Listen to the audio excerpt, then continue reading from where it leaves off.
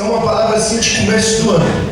O ano aí do pessoal do mundo, eles normalmente começam depois do carnaval, né? Tudo atrasado. E o nosso também não começa dia 1º de janeiro. Normalmente o nosso começa quando? Depois do jejum, né? Nós consagramos o ano, os 21 dias de jejum. Nós estamos nesse período ainda, glória a Deus. Então é o tempo ainda de falarmos sobre sonhos, sobre os planos, sobre alvos, glória a Deus, porque começo de ano, irmãos, é recomeço, né? É um tempo novo, são oportunidades novas. Nós falamos isso na virada do ano, né? Que Deus é um Deus de tempo, de estações. Foi Deus que fez o sol, a lua, para reger os ciclos, os tempos. Então Deus fez ciclos menores, que é o dia. A Bíblia diz que as misericórdias do Senhor, elas se renovam a cada manhã. Então cada manhã tem uma oportunidade nova. A semana foi Deus que fez, os meses e os anos, né? Então o ano é o ciclo maior. Então é sim uma nova oportunidade. Às vezes o inimigo, ele começa a colocar no teu coração que você é um fracasso, que você nunca chegou em lugar nenhum, que os anos passam, você está ficando velho, a coisa não acontece, você nunca completa nada. Irmão, esquece o que o diabo está falando, esquece o que ficou para trás. Nós estamos começando um tempo novo, um ano novo, um ciclo novo. Então saiba que Deus tem sonhos, Deus tem planos que Ele colocou dentro do nosso coração. Então pega esses planos, coloca de novo no papel, escreve os alvos, consagra ao Senhor. Agora, algo que é importante, irmãos, o Jonas, ele disse ele falou para o escudeiro: eu vou até lá, chegando na metade, se eles me mandarem subir, é porque Deus nos entregou. Então, ele não tinha certeza. Ele disse: se por acaso acontecer isso, é a vontade de Deus. Então isso significa, irmãos, que às vezes nós não temos clareza qual é a vontade de Deus. Nós temos que esperar em Deus, ficar nos humilhando, ouvindo a voz do Espírito Santo. Não é qualquer sonho, que às vezes você fala: vou pegar meu papel, eu vou escrever aqui alvos, planos, sonhos. E aí a pergunta é: nasceram no coração de Deus? Deus está nisso? Porque se Deus não estiver, Deus, Ele não vai se comprometer, irmão, em sonhos que não nasceram no coração dele. Ah, mas são bons, o meu sonho é ser um médico. Irmão, mas foi isso que Deus colocou, é isso que está no coração dele. Foi para isso que Deus te formou. Mesmo que seja bom, você tem que ficar esperando no Senhor. É por isso a necessidade, irmão, de jejuar, de orar, de ouvir qual é a vontade de Deus. Então, Senhor, qual é a vontade? Nós ainda estamos no começo do ano. Espere em Deus. Senhor, qual é o teu plano? Qual é a vontade do Senhor? Qual é o sonho do Senhor? Para que eu fui formado? Peça a Deus, ouve a voz do Espírito. Agora, a Bíblia diz que os sonhos que o Senhor colocou no coração dele era gigante. Porque os sonhos de Deus, mesmo que os teus sejam bons, o de Deus, é maior. As obras de Deus são maiores, os sonhos de Deus são maiores.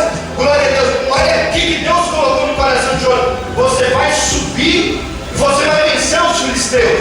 Porque naquela época os filisteus estavam em guerra com Israel. Só que eles já estavam subjugando Israel há um bom tempo. A Bíblia diz que o exército de Israel eram 600 homens. Era muito pequeno. Depois do tempo de Davi cresceu. Mas aqui eram 600 homens, os quais não tinham espada. Só quem tinha espada era o rei e o filho dele. Eles lutavam com um pedaço de pau, com pedra, com faca. Isso é exército. Eles eram subjugados pelos filisteus. Mas os filisteus agora se levantam mais ainda. Não sei nem o que eles queriam, se era aniquilar, se era levá-los como escravos, se era tirar da terra e jogar e trazer outro, não sei. Mas eles queriam agora de novo destruir Israel. E aí o Senhor colocou no coração de Jonas: você vai lá, você vai vencer os filisteus. Ele disse: Deus pode dar vitória com pouco ou com muito, isso para ele: você vai e vai vencer o seu, você é o seu escudeiro. Irmão, olha as loucuras que talvez Deus vai colocando no teu coração. Olha os sonhos gigantes. E a Bíblia diz que ele não contou para o rei, ele não contou para o seu pai Saul, porque se ele tivesse contado, Saul teria falado: meu filho, isso não nasceu no coração de Deus, isso é do diabo, isso aí é loucura, você vai morrer, Deus não está nisso, não vai não. Ele teria apagado o sonho de Jonas. Então, isso é algo importante, irmão. Aquilo que Deus colocou no teu coração, você não vai compartilhar com Saul. Você não vai falar para Saul. Saul estava desviado. Saul não tinha a mesma fé de Jonas. Então você não vai compartilhar com Saul. Você vai se afastar, irmãos. Isso parece uma palavra dura, mas às vezes, irmãos, você vai ter que se afastar de pessoas que são instrumentos, às vezes até do diabo, para impedir a vontade de Deus na sua vida. Às vezes você anda com pessoas que você diz que é teu amigo, mas é invejoso, tem inveja de você. Às vezes é uma pessoa rebelde, é uma pessoa cheia de maledicência, uma pessoa que você vai andando com ele falando mal de um de outro, você sente algo maligno te prendendo. É uma pessoa sem fé, é uma pessoa incrédula.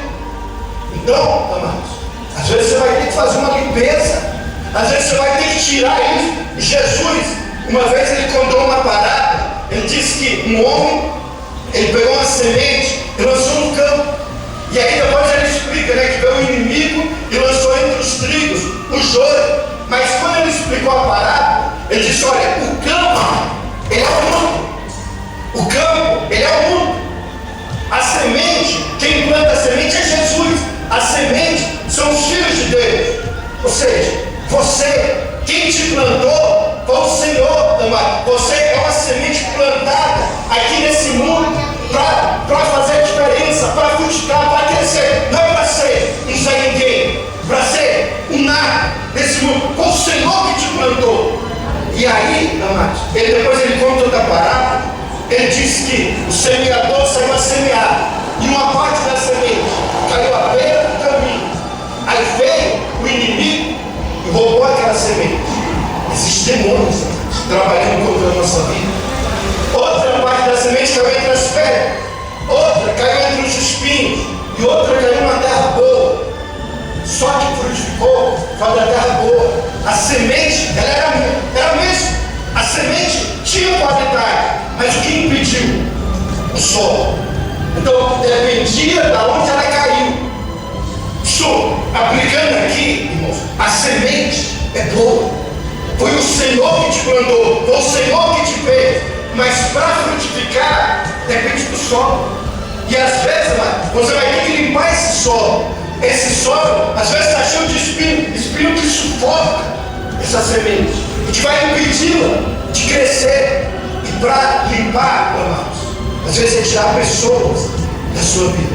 O Senhor, ele chama Abraão, ele diz: Abraão, sai da tua terra, do meio da tua parentela, do meio da tua família, e vai para a terra que eu vou te mostrar, porque de ti farei uma grande nação, você vai ser poderoso, vai ser abençoado. E aí o Senhor colocou um monte de promessa para ele, mas só ia se cumprir se ele saísse da terra, da parentela, daquela situação. Parece duro, mas o nome do pai dele era Terá, que significa atraso.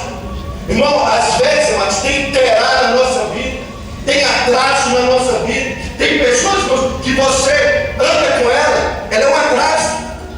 Ele saiu de lá, mas ele levou Ló, o parente dele ainda, o sobrinho.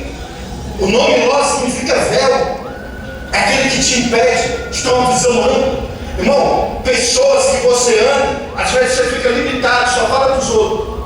Tem pessoas, irmão, que fala de Big Brother, senta para falar de novela. Mas essa visão, a visão pequena, irmão, são Lós na sua vida. Então o Senhor está falando, amplia a sua visão, para ir limpa o terreno, amados. Às vezes você vai ter que fazer igual Jesus. Jesus, quando chegou na casa de Jairo, estava um pouco chorando. A menina morreu. Qual era o sonho de Jairo? Era a filha ressuscitar. E aí o pessoal está chorando. O Senhor falou, a menina não está morta, a menina apenas está dormindo. E a Bíblia diz diz que eles começaram a zombar de Jesus, eles começaram a rir. Irmão, pessoas que quando você conta teu sonho, eles começam a rir, eles começam a zombar. Ah, eu estou chorando. Ele não está ali no momento de dor, porque ele é teu amigo. Porque quer ver tua dor, mano. Vem quando você conta a vitória. Como é que ficou eu dele? Se ri, se alegra contigo. Jesus falou, vai sair todo mundo. Só vai ficar o pai, a mãe, Pedro, João e Tiago. É pessoas que têm fé, é que vai ficar aqui, porque senão talvez não um milagre ia acontecer. Jesus limpou aquele terreno. A Bíblia diz, amado, que Jonas, a única pessoa que ele falou foi o escudeiro.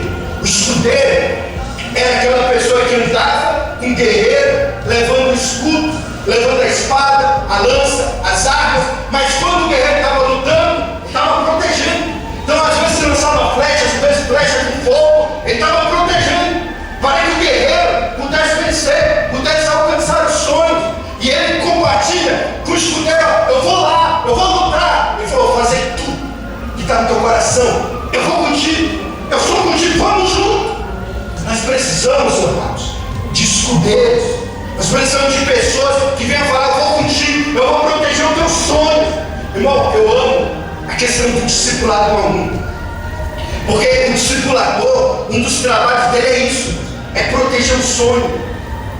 É proteger aquilo que Deus colocou no teu coração, aquilo que nasceu no coração. Ele vai te incentivar. Vamos, irmão, continua orando, continua congregando, continua santificando, continua indo. Ele vai estar lá, vamos para frente. Irmão, nós precisamos de pessoas como Pedro.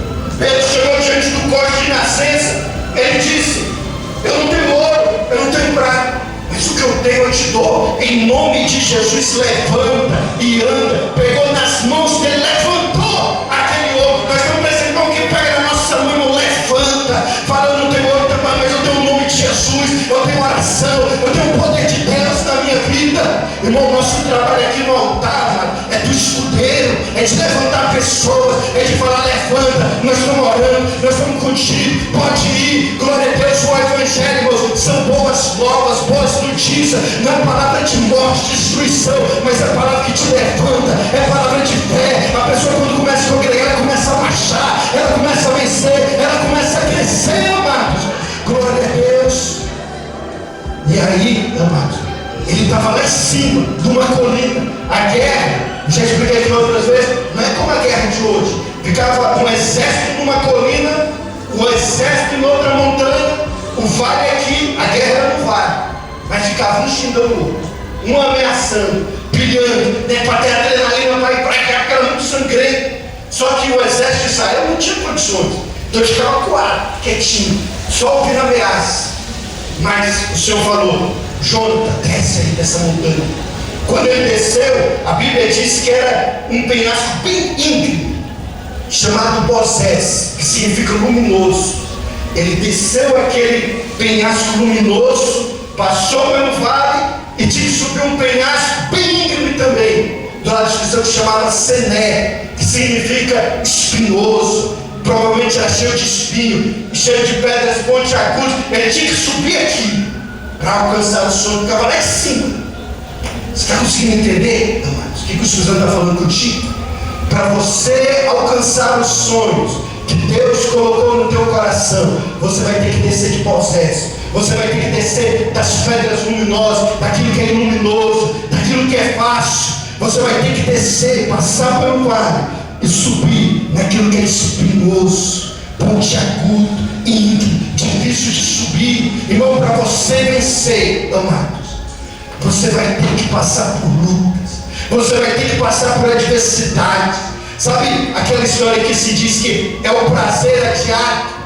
Antes de você desfrutar o prazer, primeiro vai ter um sacrifício, amados. Antes de você receber o teu salário, primeiro você trabalha. Antes de comer a sobremesa, primeiro é a salada, é a verdura. Antes de você ter o prazer, amado, tem um sacrifício. Jesus, você vê o nome de Jesus hoje, é o nome mais honrado que existe no universo. A Bíblia diz que todo joelho se dobra diante de Jesus, no céu, na terra, no inferno. Ele tem um nome sobre todo nome. Ele é o Salvador da humanidade.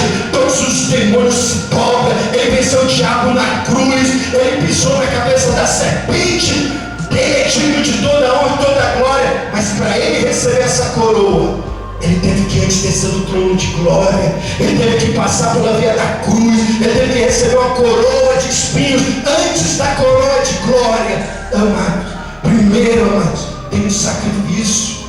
Muita gente não está vivendo o sonho de Deus, porque prefere se autopreservar, sabe? Eu não quero sacrifício, eu não quero sair do conforto. Enquanto tem pessoas que estão ali orando, buscando, disciplinado, jejuando, marchando, perseverando. Aí tem outro que está de perna para cima, só na internet, na televisão, sem fazer nada. Eu não quero nada, não quero luta, quero moleza.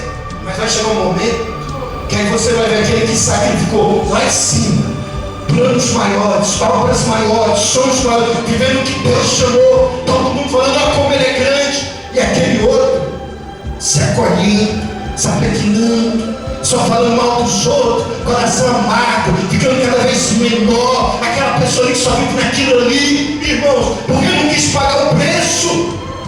Tem que, irmãos, às vezes o que está impedindo de você ver o mover de Deus, irmãos, é o seu ego, esse velho ego aí, tem que crucificar, amados.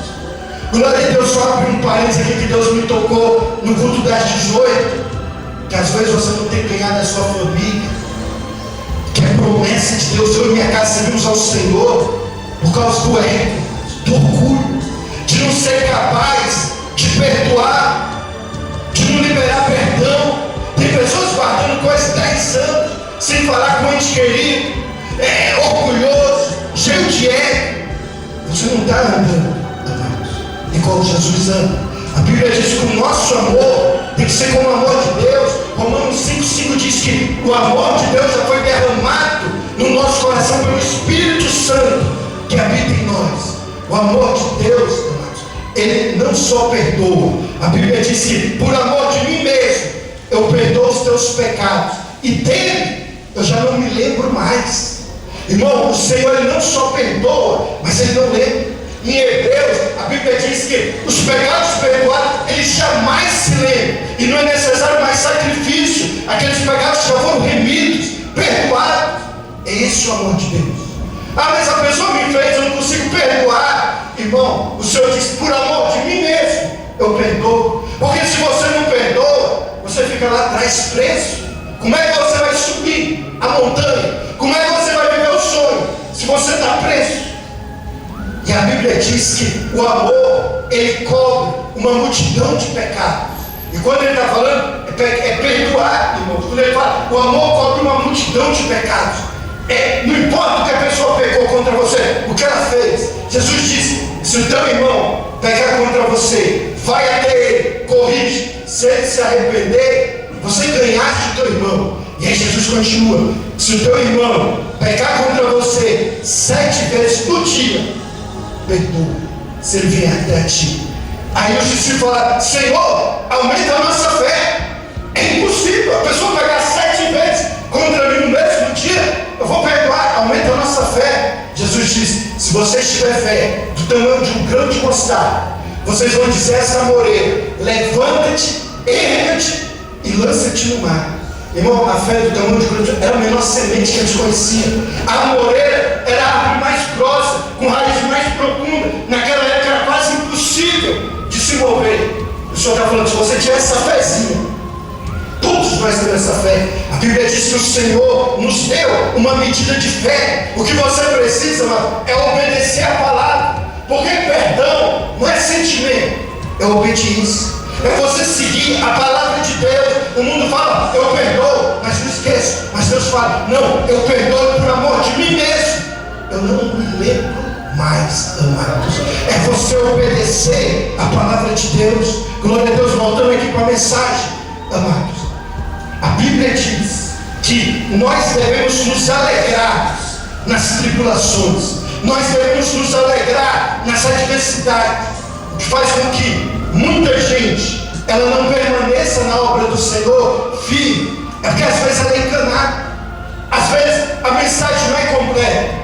O Senhor, ele nos diz, no mundo tereis aflições, mas tende bom ânimo, eu venci o mundo. O Senhor diz, o justo, ele passa por muitas aflições. Aí tem uma vírgula. Mas o Senhor o livra de todos.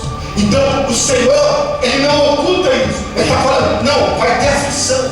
As pessoas, quando aceitavam Jesus no passado, irmãos, quando eles aceitavam, Ele já pregava para eles, ó, vai ter luta, vai ter aflição. Porque talvez até as crianças sabiam disso. Porque eles falavam, você está aceitando Jesus, mas daqui a pouco os romanos vão jogar vocês lá na arena, vai vir leões, muitos de vocês vão ser crucificados. Eles crucificavam até criança, eles pegavam a crente, jogavam no poste, passavam a noite queimando, mas eles já sabiam disso.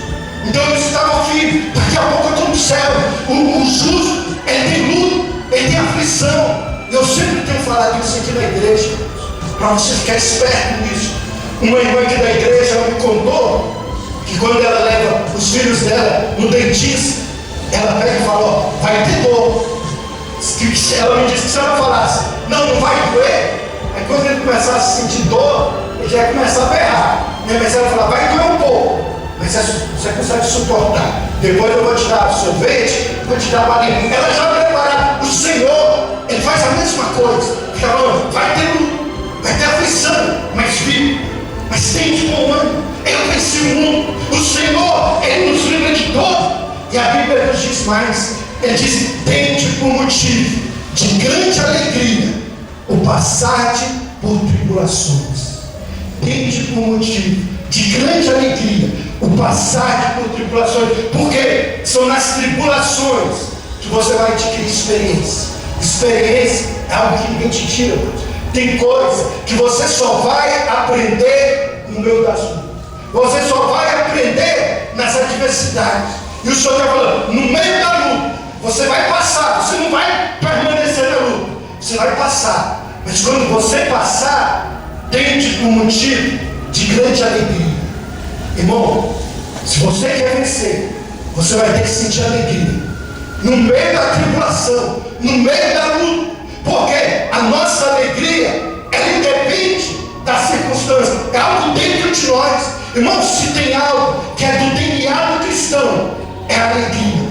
O cristão, ele tem que sentir alegria. A Bíblia diz que o reino de Deus, ele não é comida e nem bebida, mas é paz, alegria e justiça no Senhor. Glória a Deus. Paulo, ele diz, se alegra. Ele escreveu aos Filipenses, alegrai-vos. Outra vez nos digo, alegrai-vos. Depois ele diz, eu aprendi. Então você pode aprender. Eu aprendi a viver contente em toda e qualquer circunstância, na abundância quanto na escassez. Eu posso todas as coisas daquele que me fortalece. Ele aprendeu. Irmão, quando você pensa, Paulo, ele estava na cadeia. Se você tem um parente preso, qual é o normal? É você escrever para ele lá na paputa, preso, sem poder sair. Talvez vai ficar uns 5 anos lá. Você fala, não fica triste, não fica depressivo, não fica assim, se alegra. Só que não era a igreja escrevendo para Paulo, era Paulo dentro da cadeia, escrevendo para a igreja, se alegra, alegrai-vos no Senhor, independente da circunstância. Igreja, tem alegria no Senhor, porque é através da alegria que você vai chegar no topo da montanha. Às vezes a pessoa fala, eu vou me alegrar quando eu alcançar os meus sonhos.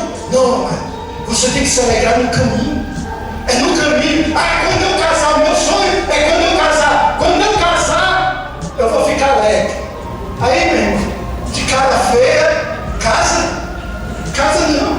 Quando eu conseguir minha promoção, eu fico alegre. De cara feia, o chefe não vai promover não. Quando eu conseguir meu carro, quando eu conseguir meu apartamento, quando eu for usar, meu Deus, eu me alegre. Deus está falando, não se alegre em qualquer situação. Glória a Deus, porque as adversidades, Ele está nos preparando para nós alcançarmos os sonhos. Eu já estou encerrando. A Bíblia diz que José, ele teve que passar por adversidades. Ele era um homem de Deus, sonhos que nasceram no coração de Deus. Só que ele era um pouco insensível em relação ao próximo. A Bíblia nos mostra que ele contou sonhos dele na hora que não devia. O pai dele fez uma túnica tão bonita para ele, era para ele vestir na presença do pai, sim, para honrar o pai, mas ele foi caçar os irmãos, caçando os irmãos às vezes descalços, sem camisa, e ele com a túnica, parecendo um príncipe, para aumentar ainda mais a inveja. Muitos daqueles eram filhos de concubina, que era tratado, desprezado dentro da casa, e José igual um príncipe lá. Uma vez, irmãos, Deus mandou falar uma palavra para o irmão, que o melhor amigo dele estava passando muita dificuldade financeira, e ele estava passando muita prosperidade. Ele estava comprando casa, construindo, carro novo, viajando, a família tudo certo. E todo dia ele sentava com o amigo dele e começava a compartilhar os testemunhos. Deus está me dando prosperidade, eu estou vendo melhor tempo, não sei o quê. E o amigo dele ouvindo e se encolhendo, e chegava em casa e ficava cada vez mais triste. Já tinha 6 meses que estava acontecendo isso. Quando o Senhor dá uma palavra de revelação, às vezes, amados, está faltando essa sensibilidade, essa empatia. E aí Deus permite acontecer o que aconteceu com José. Foi lançado no buraco lá, no poço, depois da casa de Potifar. Mas quando ele estava lá na prisão, que ele viu aqueles 2 presos tristes, ele já sentiu empatia. E ele foi lá, o que vocês estão sentindo? Eu tive um sonho, ele revelou o sonho, deu uma palavra de fé. Agora ele está pronto para ser governador do Egito. Agora ele está pronto de governar o mundo num tempo de fome, num tempo que as pessoas estão passando necessidade, porque agora ele sabe se colocar no lugar do outro. O Senhor, ele está permitindo adversidades na sua vida, mano, para te ensinar algo. É a escola do Senhor para você. E a Bíblia diz que Jonathan, junto com o escudeiro dele, foi subir naquela montanha íngreme, igual um cachorro, com as 2 mãos, com seus pés, talvez machucando. Demorou tempo, mas quando chegou lá em cima, ele falou para o escudeiro: eu vou dar uma pancada nos filisteus, eu jogo para trás e você mata. Eu dou a pancada, eu jogo para trás e você mata.